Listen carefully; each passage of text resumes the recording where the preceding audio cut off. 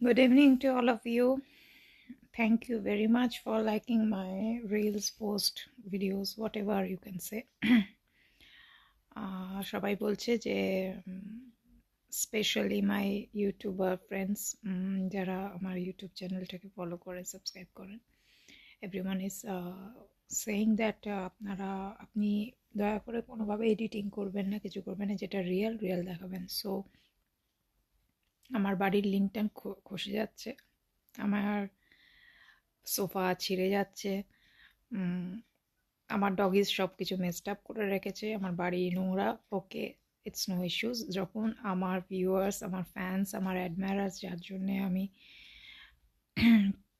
কিছু টাকা ইনকাম করতে পারছি, কেন এই মুহূর্তে আমি মডেলিং অ্যাসাইনমেন্টস নিতে পারছি না due to my poor health conditions.